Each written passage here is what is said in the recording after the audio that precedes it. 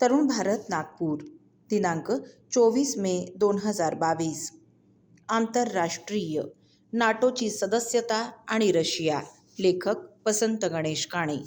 North Atlantic treaty organization अर्थात NATO ही जगातील काही राष्ट्रांमधली सैनिकी आघाडी 4 एप्रिल 1949ला नॉर्थ अटलांटिक करारानुसार अस्तित्वात आली. यातील कलम 5 नुसार नाटोच्या कोणत्याही एका सदस्य देशावरील हल्ला हा सर्व देशांवरील हल्ला मानला जाईल असं आहे. कलम 10 नुसार नवीन सदस्यतेच्या बाबतचा निर्णय सहमतीने होईल. सदस्य होऊ इच्छिणारा देश हा लोकशाही प्रधान, व्यक्ती स्वातंत्र्य मानणारा आणि कायद्याच्या राज्यावर म्हणजे रूल ऑफ लॉवर विश्वास ठेवणारा असला पाहिजे. नाटोचा विस्तार. नाटोमध्ये उत्तर अमेरिकेतील कॅनडा आणि अमेरिका हे 2 देश, युरोपमधील 26 देश, युरेशियातील तुर्कस्तान हे देश सदस्य आहेत. यात अटलांटिक महासागरातील स्वतःचं सैन्य नसलेले आइसलँड बेट जसं सदस्य आहे, तसंच ब्रिटन, फ्रान्स आणि अमेरिका हे अण्वस्त्रधारी देशही सदस्य आहेत. आज नॉर्थ अटलांटिक ट्रिटी ऑर्गनायझेशनचे म्हणजे नाटोचे वर्ष 2022 मध्ये 30 सदस्य असले तरी 1949 मध्ये फक्त 12 देशांनी म्हणजे डेन्मार्क, आइसलँड, नॉर्वे ही 3 नॉर्डिक राष्ट्र आणि Belgium, Canada, France, Italy, Luxembourg, Netherlands, Portugal, United kingdom, Britain, United states, America यांनी नाटोची स्थापना केली आहे. यावेळी फिनलँड आणि स्वीडन यांनी मात्र तटस्थ राहणं पसंत केलं होतं. पुढे 1952 मध्ये ग्रीस आणि तुर्कस्तान, 1955 मध्ये पश्चिम जर्मनी, 1982 मध्ये स्पेन, 1999 मध्ये वॉर्सा करारातून बाहेर पडलेले हंगेरी, झेक रिपब्लिक आणि पोलंड, 2004 मध्ये Bulgaria, Estonia, Latvia, Lithuania, Romania, Slovakia, Slovenia, वर्ष 2009 मध्ये अल्बानिया, क्रोएशिया आणि आता वर्ष 2017 मध्ये नॉर्थ मॅसेडोनिया नाटोत सामील झाले आणि नाटोची सदस्य संख्या 30 इतकी झाली.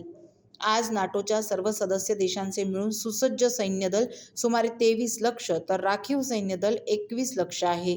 सर्व नाटो देशांची एकत्रित लोकसंख्या 95 कोटी इतकी आहे. असं असलं तरी नाटो ही लष्करी वज्रमूठ म्हणता यायची नाही, कारण घटकात पुरेशी एकवाक्यता नाही. राग लोभाचे आणि धुसफुसीचे प्रकारही अधूनमधून डोकं वर काढतच असतात. आता वर्ष 2022 मध्ये मात्र फिनलँड आणि स्वीडन यांनी तटस्थता सोडून नाटोमध्ये सामील होण्याबाबत तातडीने अर्ज केले आहेत. सध्या युक्रेनमध्ये जे घडतंय ते पाहता यानंतर आपला नंबर आहे हे कळणे इतपत शहाणपण या देशांमध्ये नक्कीच आहे. शीतयुद्धाच्या काळात स्वीकारलेली तटस्थता या देशांनी सोडून देण्याचं ठरवलं ही या दशकातील फार मोठी घटना म्हटली पाहिजे.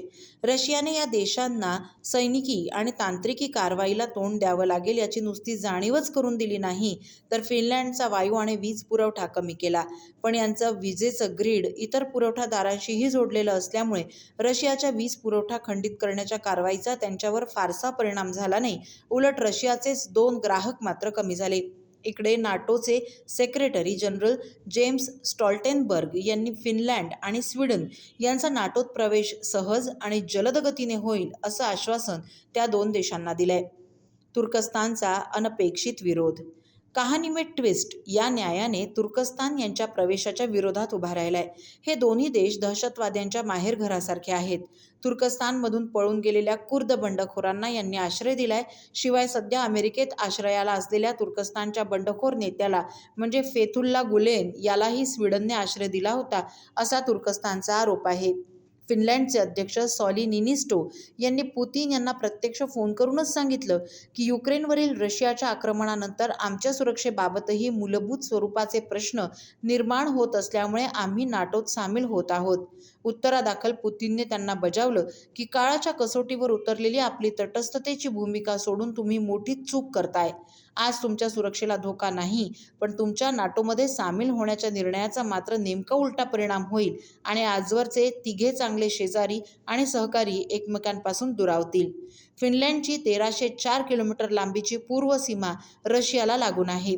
सामिलीकरणानंतर रशियाची नाटो सदस्य देशांशी असलेली सीमा दुप्पट लांब होणार आहे. ही बाब रशियासाठी सुरक्षाविषयक चिंता वाढवणारी असेल. तटस्थता का सोडली? रशियाचं धमकी देणं, रशियाचे इतर देशांच्या निर्णय स्वातंत्र्यावरच घाला घालणं आणि युक्रेन या स्वतंत्र देशावर आक्रमण करणं या 3 कारणास्तव फिनलंड आणि स्वीडन यांनी नाटोत सामील होण्याचा निर्णय घेतला. नाटोची सदस्यता देण्याची प्रक्रिया बरीच किचकट आहे. यासाठी संबंधित देशाच्या संसदेची मान्यता असावी लागते, तसंच सर्व नाटो सदस्यांची अनुमतीही असावी लागते. पण तुर्कस्तानची समजूत काढण्यास हे 2 देश यशस्वी होतील. अमेरिका आपलं वजन वापरेल, मध्यस्थी करेल आणि हा प्रवेश कमीत कमी वेळात होईल, असं राजकीय निरीक्षकांचं मत आहे. आपापला सैनिकी खर्च वाढवीत डेन्मार्क, फिनलँड, स्वीडन, नॉर्वे आणि आइसलँड हे 5 देश सुरक्षाविषयक प्रश्नांबाबत एकत्र आले आहेत आणि त्यांची बाल्टिक समुद्रावर पक्की पकड निर्माण झाली आहे. इकडे रशियाला युक्रेन युद्धात अपेक्षेप्रमाणे यश मिळालेलं नाही. हे आता रशियासकट सर्वांनाच पटलेलं दिसतंय.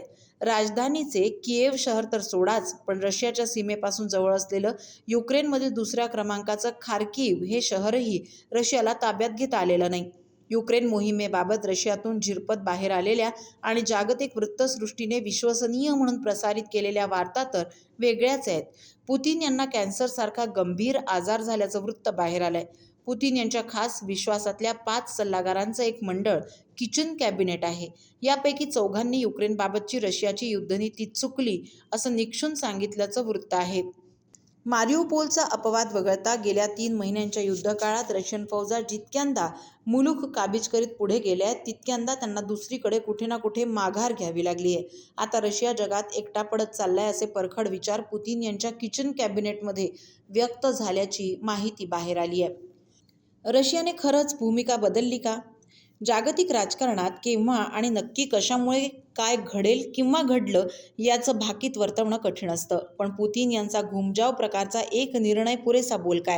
काही देश नाटोत नुसते सामील होत असतील तर त्याला आपला विरोध असणार नाही, असं पुतिन यांनी फिनलँड आणि स्वीडन यांना कळवलंय, असं वृत्त समोर आलंय.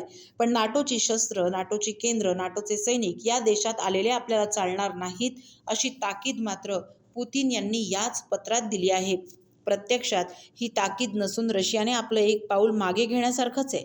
फिनलँड आणि स्वीडन यांनी तर सुरुवातीलाच खुलासा केला होता की नाटोत सामील होण्याचा प्रस्ताव आम्ही जेव्हा नाटोकडे पाठवला तेव्हा त्यात हा मुद्दा आम्ही स्वतःहूनच टाकलेला आहे.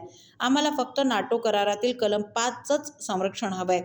एका सदस्य राष्ट्रावर आक्रमण झालं तर ते इतर राष्ट्रांवरही झालेलं आक्रमण आहे असं मानून सर्व सदस्य त्या राष्ट्राच्या मदतीला धावून जातील, अशा आशयाचं ते कलम आहे. गेल्या काही दशकांपासून रशिया नाटोला विरोध करीत आला आहे. नाटोत नवीन सदस्य सामील होणं ही बाब रशियाच्या सुरक्षेला धोका निर्माण करण्यासारखीच आहे, असं आता रशियाला वाटत नसेल तर तो इतर राष्ट्रांना आपला विजयच वाटणार आहे. तो रशियाला आपला पराभव वाटत नसेल तर ते इतरांसाठी चांगलंच आहे.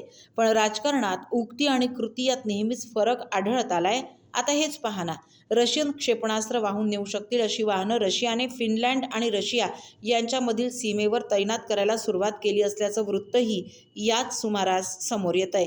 मग खरे पुतिन कोणते, यातली हूल कोणती आणि वस्तुस्थिती कोणती, असं ज्यांच्या बाबतीत सांगता येत नाही तेच खरे राजकारणी, असं तर नाही ना?